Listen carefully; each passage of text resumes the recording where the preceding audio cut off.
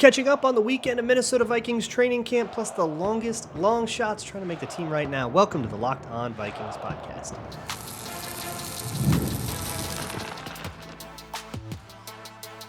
You are Locked On Vikings, your daily Minnesota Vikings podcast, part of the Locked On Podcast Network, your team every day. Hello, everybody. Welcome to the Locked On Vikings podcast, where we're always trying to learn something new. It's part of the Locked On Podcast Network, your team every day. I so very much appreciate my hashtag everydayers. If you are new here, hello and welcome. You've come to the right place. My name is Luke. I'll be your host. You can find this show wherever you find your favorite podcast. Just search out Locked On Vikings on any podcast listening app, including SiriusXM. You can also find it on YouTube or on Amazon Fire and Roku if you download the Locked On Minnesota Sports app. Today's episode is brought to you by FanDuel. Make every moment more. This summer, FanDuel is hooking up all customers with a boost or bonus daily. There's something for everyone every day, all summer long. Visit FanDuel.com to get started. Jam-packed show today. So we're going to try to rip through some things. There are a couple of updates to training camp stuff. I'll keep you up to date on that. We'll hopefully have Tyler on the show sooner than later to talk about what he's noticed in the days that he's been here. I did do a Patreon video on some of the camp clips that Tyler had talked about with JJ McCarthy. So if you want to see some JJ McCarthy camp clips, patreon.com/LukeBrownNFL. But the big headline was that Jerry Tillery got carted off the field. And then on Sunday, it came out that he had been cleated, which, woof, ow, yeah, wouldn't want to walk on that, but is something that you recover from pretty quick, so he'll be okay. Couple of those scares, it sounds like there's a shorter injury timetable for like Robert Tonyan, who was also like down for a while, and it looks kind of bad when he went down. A lot of really spooky injuries, hopefully not all of the season-ending variety that we had with Mekhi Blackman, and hoping to see like quick returns for those guys. Still waiting on like Van Ginkel and all those guys. So we're already sort of a little banged up, but there's a long way to go before games count. So all those injuries hopefully have enough time to heal before we need to see those guys on the field. So here's the thing. Vikings training camp is getting a little samey, which it does. You're starting to see patterns emerge, and that's going to be what's informative, right? Like Jalen Nailor blowing up every day. That's a pattern. That's like real signal. There's something to that we can be excited about. Looks like maybe he's taken a step forward, right? If it's like one day, right? There was one day, Levi Drake Rodriguez had one day, he got reps with the ones, he looked pretty good. It was one day. We hold on that. Maybe he keeps getting reps with the ones. Everybody gets reps with the ones in Flores' defense, though. I mean, we got undrafted rookies everywhere getting reps with the ones. But if we hold that, if we sustain that, if we keep hearing it over and over and over again, then there's a signal worth talking about. But everything that we've kind of been hearing about, we've gotten to either with Tyler, who's been on the show a couple of times, or just kind of generally JJ McCarthy. He's slinging it. You know, Sam Darnold is having ups and downs, and so is McCarthy, if we're being honest. Jalen Nailor's blowing up. Andrew Booth is getting killed sometimes. Maybe I could say Brian Asamoah is having a pretty good camp, which is a big deal for him. And then, you know, you got injured players. You're waiting to get them back on the field, especially guys like Seen, where the injury is like really, really crucial to projecting the roster. But it's getting a little samey. So while I wait for something new to come around, and maybe later in the week we'll talk to Tyler, get an update and check in on all of these things, we still have the Everyman series. And the Everyman series is getting down to the end of it. And one of the things we have to do at the end of it is talk about all the players that are like undrafted rookies, a lot of linemen, a lot of guys that are a lot harder to research is what I'll say. Usually the Everyman series is sourced, and I'll link it in the show notes when I take a lot from a piece, but it's usually sourced from write-ups from that college's newspaper, or from, you know, ESPN pre-draft stuff, or you know, other news outlets that have written up some kind of profile, which I'm kind of like curating and trying to turn into a story for you. Some guys don't have a lot out there. There's their like bio from their college website that says they got like 300, you know, yards in 2021 or whatever. And then that's kind of it. Or, you know, recruiting news from back in the day. And it's hard to piece those together into something that would, you know, be a fully fleshed out story. So every year we take those and we mash them together into one big thing. This is going to be that episode, the longest long shots. These are all mostly undrafted rookies, a couple of like free agents, but it's mostly, no, it's 6 undrafted rookies and Seth Vernon. That's what it is. So they still have stories and they're still worth telling. It's just that they're shorter stories because we just don't have access to that much information about, nobody's writing about like Doug Nestor beyond he started this many games. So we're going to do that. And we're going to start with Seth Vernon. Maybe the most compelling story of all of this. He grew up playing lineman at his father's behest, but decided he really wanted to play receiver, and that drive, that pull to play receiver is really what drove him. So by the time he got to high school, he played lineman all the way through like youth and stuff. By the time he got to high school, he started playing receiver. He didn't tell his dad. He went to practice. He said, I want to be a receiver. He started playing receiver. They put him at receiver. He excelled at receiver. He was balling out. He was doing good. But he didn't tell dad until the first game. First game comes in. As a freshman, you go in, you play in receiver. Can't imagine what dad's initial thoughts were, but I have to imagine if he was upset about anything or confused about anything, it pretty quickly melted away because he kicked a whole bunch of ass in that game and played really well as a receiver. Seth Vernon would mostly be a receiver for the rest of his high school journey. But sophomore year, they needed someone to punt, and he was, a good work ethic guy. And yeah, I'll do whatever you need, coach. Let me try to punt. He was actually like really naturally good at it. So naturally good at it that it actually started to become a possible path outside of receiver. Now, mind you, Seth Vernon wants to play receiver. He doesn't really want this. But so his dad is friends with this guy named Scott Tabor, who is the kickers coach at Santa Rosa Junior College. So as a receiver, when we get to the college recruitment process, he's not good enough to get offers. This is not going to be a college career at receiver. It's what he likes, but he's not as good at that as he is at punting. But his dad knows a guy, right? And he gets this guy out to watch him punt. Okay, we can work with this. And it's JUCO, right? But we're going to get somewhere. He'll enroll at Santa Rosa to try to get, as a pathway into a better opportunity, right? To get to a real a Division I school. And there, once he's at Santa Rosa Junior College, Tabor will get him into one of those Chris Saylor camps. If you're a #everyday, you remember this from when we talked about Will Riker's journey and how the Chris Saylor is this guy that puts on these specialist events all over the country. And they're like this great way to get noticed by the larger football apparatus in America. As a specialist, which you usually don't get a lot of scouts going around looking for just kickers, right? Like they usually find him at these camps. So let's get this kid in this camp, show him what he can do, and then colleges will be clamoring. And more or less, that is exactly what happened. He wins the entire thing. And that's the kind of watershed moment for Seth Vernon where he's like, oh, I should be a punter.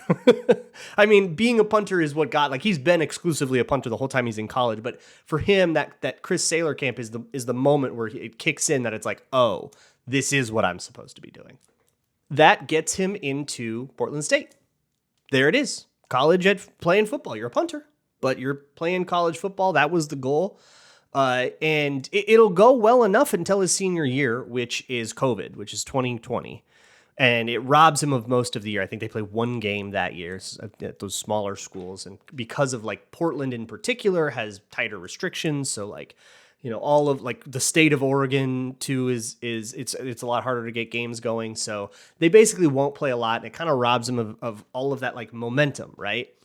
So here he is. He's now graduated. He's kind of on this weird like momentum lull. And it theoretically is still time to go out for the NFL. But with COVID kind of wrecking everybody's scouting and not being, one of the premier punters, like to get truly drafted in the NFL as a specialist, you got to be one of the top 2 in the country. And he's not that. So he's waiting to see if he's going to get a call to someone's camp. And he's been talking to the Atlanta Falcons over this and says, hey, they're upfront with him. They say, we want to draft this guy. If we draft this guy, we're not going to take it. But if we miss out on this guy, we're going to call you. We're going to sign you. So he's watching the draft, and sure enough, that punter goes somewhere else. And like immediately after the last pick of the draft is off, he gets a call from his agent that says Falcons want to sign you. And he's going to go to camp. Now this punting thing has got him all the way into an NFL camp, and he felt like he was doing pretty good. But they had Bradley Pinion at the time, and they were going to go with him. And they sat him down, and they say, thanks for everything. You did fine, but we're going to cut you. It's a business. We got to make these decisions. And they give him this laminated, I think it's like a severance letter. And on it, it's like a reason. He says there's a box you check that says you weren't good enough. I have to imagine that's like reason for termination was, performance, and they can check that it's injury or that it's player conduct or whatever. And probably for most of these camp cuts, they say performance, right? So he has this laminated thing. He frames it and he puts it up on his wall. And then for 2 years, he doesn't hear another word from the NFL. Nothing. The next time he heard from the NFL was in May, getting the call to compete with Ryan Wright for the punter job in Minnesota. By all intents and purposes, this shouldn't be a career anymore. That should be it. Tons of undrafted rookies go to one camp, don't make it, that's that. But that motivation is still there. That fire is still there. If ever there were going to be a hungrier player, that's the guy that they have pushing Ryan Wright right now. Haven't heard much about that camp battle one way or another. Maybe we'll ask Tyler about it, but we have a whole bunch more players to get to, so we're going to have to go through these guys fast. That'll be next on Locked On Vikings. Today's episode of Locked On Vikings is brought to you by BetterHelp. BetterHelp is online therapy made easy, and it is designed to be suited to your schedule. There are a lot of reasons that people don't get into therapy, even if maybe they should get into therapy. And I personally am of the mind that therapy is for everyone, whether you really have something going on that you need help dealing with, and it's like the solution to your problems, or even if you don't, the idea of maintenance for your mental health is just as important as maintenance is for your physical health, like going to the gym and eating healthy and all that. And I think therapy is in that same realm of just a healthy thing you can do for yourself. But if like getting off of work early to do it is like a non-starter for you, how about BetterHelp, which is online? You can do it by video chat. You can do it by phone. You can design it to be suited around your schedule. Visit BetterHelp.com/lockedon today to get 10% off of your first month. That's BetterHelp, HELP.com/lockedon. Thanks so much for making Locked On Vikings your first listen of the day, each and every day. When you're done here, go check out Locked On Fantasy Football. Your draft is coming up. You're going to want all of the expertise from Vinny Iron, everybody he talks to on there. He has been doing this for 8 years. This guy is as seasoned as it gets. I've worked with him on Locked On NFL a bunch as well. Very bright mind. Go listen to him and get your leg up, because everybody in your office isn't as serious as you. Moving on here with the Locked On Vikings podcast, the Everyman series, we're going to rip through a whole bunch of undrafted rookies now. First up, Spencer Rolland, the tackle out of North Carolina. You may have heard of this guy as an Apple Valley guy, or some will say, I think he went to Burnsville High School, so they say Burnsville, Minnesota, but he's an Apple Valley guy, who found his way into Harvard and played there for a while. When he showed up to Harvard, he showed up kind of small. He got mistaken for a tight end a lot, and he got pushed around big time. And he wrote a letter about this. I'll link it in the show notes. I'll link all of my sources for this one in the show notes, so please yell at me if I forget. But he got pushed around a lot, and he kind of learned that like physicality, just that like sort of culture shock of going from high school football to college football. All these guys are big, strong, adult like men pushing you around, and he kind of had to figure that out and get tough. And there's a mental toughness to that, because for a lot of these guys, when you are a good enough high school player to get a scholarship to Harvard, you're probably not going to struggle a lot at the high school level. You were probably kicking everybody's butt. And then when you get to college and they're kicking your butt, that might be the first time that you've experienced that, at least since you were, maybe like a small, you were 7 years old in the youth league. And so there's a mental toughness with that, because you have to learn how to fail, and you might not be used to that. That's a lesson that he took from his time at Harvard. And by the time he actually graduated, he was a classic. This is the classic O-line story, and this is what you get anytime you look up any of these guys that are, 4 or 5 year starters. He's a stalwart. He started this many games in a row. He's a captain for us. He's the guy. But he was graduated. He was done. And he still had 2 years of eligibility left thanks to COVID and a red shirt. So he transferred, hoping to get better NFL prospects to, an actual Power 5 school in UNC. And if you ask UNC fans about Spencer Rolland, you're probably going to get, like, they talk about him, like, if you subbed out the name Rolland with, like, TJ Clemmings, it sounds like Vikings fan tweets. And so it's like something of a pariah. But I think that that's UNC being very highly primed to hate their offensive linemen. And it's weird how that becomes the reputation. Maybe this is just me whinging, but, you know, O-line only ever get noticed when they do something wrong. And they're expected to do everything perfectly all the time and never get talked about when they do. In reality, he did enough to get a shot here. But to be honest, with the way that tackle room is constructed, he may be the longest long shot on the entire team. But at least he brings, 5 years of experience and theoretically should have a leg up on younger, rawer players. A lot of these guys are older because this is kind of the class of a lot of 5-6 year college players that used all their COVID eligibility that were never good enough to be drafted, but you're going to give them a shot based on that experience. And the next one is Taki Taimani, also known as Sam Taimani, you might know him as. There's a different last name in an article that it was kind of a funny thing. He played for Washington for 3 years as like a true blue nose tackle, defensive tackle. And he was best friends with the tackle next to him, Tuli Gasanoa, who is, these two are like inseparable pals. The team calls them like the twins. And they're these two mountain men in the middle, right? They're just big, gigantic guys. And they are totally inseparable. They kind of look alike, and everybody would mistake them for brothers, and they acted like brothers. They had the rapport of brothers. It's a very cute thing. 2021 was really their year to shine as some seniors graduated off and like the gate opened up. But Washington was kind of going through it at the time. They switched off a bunch of coaches. Their defensive staff was going through a lot of changes through this.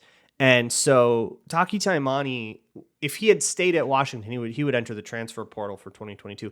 If he had stayed at Washington, he would have been on his third defensive line coach in as many years. He wanted something with more stability. And so he left. And he ended up entering the transfer portal. And of all the schools, he picks Oregon. I mean, that's like, the way we feel about a Viking going to the Packers, right? There's vitriol, there's going to be booing, there's all this stuff. Not to mention, you got your best friend over there, and now you're going to be playing against him. Although I think for the fan element of it, there's a lot more bitterness than there will be for the player and coach element of it. I think that's how we're going to do a jersey swap, and it'll be great to see you that day kind of thing. At least that's the way it is in the pros. Maybe it's different in these like white hot, like super familial college rivalries. But ultimately, it's hard to say if this move actually worked out for him because it might have stunted his growth. He would get a little bigger. He would move to true nose tackle. I apologize. He's a true nose tackle at Oregon. He was more of like a 3-tech, more of a pass rusher, more versatile piece at Washington. So they bulked him up and they had him play a more like run stuffing role, a little less sexy, and he didn't get drafted. Who's to say? If he had actually stuck with it at Washington, maybe he would have been drafted coming off. If he had played on the team that was in the championship, like maybe he would have had something. So who's to say? But he goes by Taki now, and say what you will, it did get him a chance in the NFL. And maybe being under that many D-line coaches, maybe he wouldn't have even kept his starting job. Maybe he would be, a dentist by now. But instead, here he is in the NFL, next to another Polynesian guy in Tyler Manoa. Tyler Manoa is another one of these like kind of long seniors. He joined UCLA. He was part of the recruiting class of 2018. And he played there for a few years among a bunch of Polynesian players. There's this like camaraderie in UCLA around this time of a whole bunch of Polynesian players. There's this one guy that he like played against in high school, and then they got really close once they went to UCLA together. But time went on. COVID took a year away. He had a redshirt year in 2022 is like a technical redshirt year. Here's the weird thing about this. And again, this is like the lack of information. Unless you like, if you're a UCLA fan and you watched this and you remember this, please let me know. But I am not, and I wasn't privy to like the goings on of the UCLA depth chart in 2022. But one of the blogs that covered his transfer said that they tried to move him to offensive line in 2022, and then he like didn't play at all. He played in 4 games, so technically I think that means you can be a redshirt. And then he decided he was going to enter the transfer portal. I don't know if that was real or because I didn't find it corroborated anywhere else. So I don't know. Let me know. I figured I'd tell you that, and then you can make of it what you will, or just decide not to believe it, which is I think what I'm doing. But regardless, he did only play in 4 games that year. So whatever it was, something went wrong, and he enters the transfer portal, and he does that final kind of grad year in Arizona. For whatever it's worth, at Arizona, he stayed on the D-line. He played a more versatile role again, and kind of moved all around the D-line. And maybe that versatility is what got him the chance at all. So in this case, it definitely worked out for him to transfer, right? Like whatever was happening in UCLA, he was falling out of favor, and transferring resurrected his career. That transfer to Arizona gave him at least this shot. All these guys in the trenches are massive long shots, but they have the opportunity in front of them. Chip in a chair. And at a certain point, that's all you can ask for. We've got more of these stories coming up on Locked On Vikings. Today's episode of Locked On Vikings is brought to you by FanDuel, America's #1 sportsbook. This summer, FanDuel is hooking up all customers with a booster bonus daily. So whether you are somebody that uses FanDuel all the time, betting on all the sports, scrambling on the Olympics, on baseball, getting your NFL futures bets in, get your Justin Jefferson over under 1,300 yards. I know where I'm landing on that. Get that in. But even if you're new and you've never used FanDuel before, whatever it is, there's a booster bonus for you all summer long, every single day. Check back too, because it's a different one every single day. So if you're not jiving with one today, maybe the one tomorrow will be more appealing with you. Keep checking back. Visit FanDuel.com to get started. FanDuel, make every moment more. Moving on with this episode of the Locked On Vikings podcast. I want to take you now to the 2017 West Virginia Class AAA State Championship. There are 2 Vikings on the field in this random game in West Virginia. On the side of the team that's getting blown out, one of them won't even finish the game, but the other one is Doug Nestor. He's another transfer portal story, but this one is more of a story about loyalty to home. Doug Nestor grew up in West Virginia, in Canova, West Virginia, which is a 3,000 person town, this tiny little mountain town in the southern part of West Virginia, very, very middle America looking place. And he goes to Spring Valley High, which is in Wayne County. But Doug Nestor actually grows up a diehard Buckeye fan. Now, Spring Valley is one of the best football schools in the state, despite being like a small rural town, big-time football program. And in 2017, they'll be in the state championship. And by then, Doug Nestor had already very much committed to Ohio State. He was a Buckeye. They were interested. He went for it right away, 2 years. But by the time it was actually time to sign the letter of intent and enroll and do the thing, you got to remember these commitments are all verbal. They're all handshakes. And you can go back on a handshake. The NCAA won't do anything about it. So you can be committed to a school for 2 years. And then if stuff changes and you want to go somewhere else, nothing is stopping you. That's what happens here. Urban Meyer retires, and that gives Doug Nestor a little bit of pause. And he decides instead he's going to go to Virginia Tech, which is not too far away from home, and is one of the other schools that was super interested in him. But after a couple of years there, he decides he wants to be a little closer to home. And he'll enter the transfer portal and go to the University of West Virginia. I think there's something kind of beautiful about that. Of a kid growing up in West Virginia, rooting for the guys that stayed over, and then shirking that for Virginia Tech, and then shirking that to go back to your hometown, West Virginia. Now, this school is a little bit closer to Marshall, which is where the next guy is from, but it's on the West Virginia campus that Doug Nestor really, I think, kind of comes of age as a college student. He'll get engaged on that campus, but I think more formatively, he'll learn what is and isn't worth stressing about. He'll play 5 years, and again, you look up what's the deal with Doug Nestor, you'll see a 5-year starter, started all of his games at Virginia Tech and at West Virginia. But he lived kind of a whole chapter of his life in college, working through nagging injuries and working through, the ups and downs of West Virginia football in the last few years, which has been up and down. And that gave him like a sense of perspective of what is and isn't worth stressing over.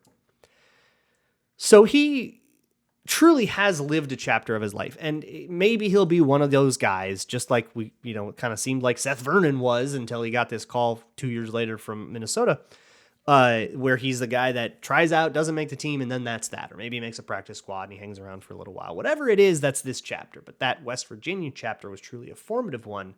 And it's sort of, that is what college does a little bit, is it chews you up and it spits you out an adult.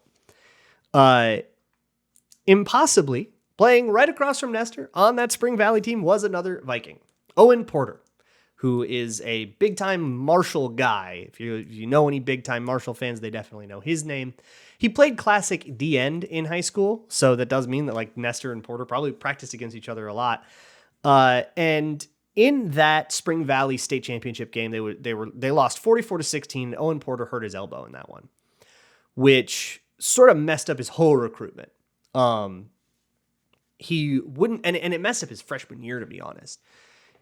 Still, people talk about him as like this coach's dream player, and it's what you get with a lot of these guys, these undrafted guys, is like they're coming in kind of on the coach's reputation, where somebody said, no, you got to give this guy a shot. And, it's some coach that's been friends with somebody in the organization for 20 years going, you got to give this guy a shot. And they go, okay, we'll bring him in. We'll see what he can do. 9 times out of 10, it doesn't turn into anything, but every once in a while you get Ivan Paces. But Owen Porter's freshman year would have two things really going against it, things that he had to really work through. One was this elbow injury lingering from his senior year of high school football that he kind of never really felt like he was 100%, but also Marshall ran a different defense than he ran at Spring Valley. At Spring Valley, he was a true blue, hand in the dirt, defensive end. Now, at Marshall, he had to do a more hybrid role. He had to play a little DN, he had to back off, a little linebacker, do that thing. And that's what he would end up really excelling at over time. He really molded himself into that role. By sophomore year, he was, past the elbow injury. And now if you Google him and look for articles written about him, it's all like people asking his thoughts on various traditions. There's a 75th anniversary of the Marshall team. There's, the talking about him as this like old, wise elder statesman of Marshall.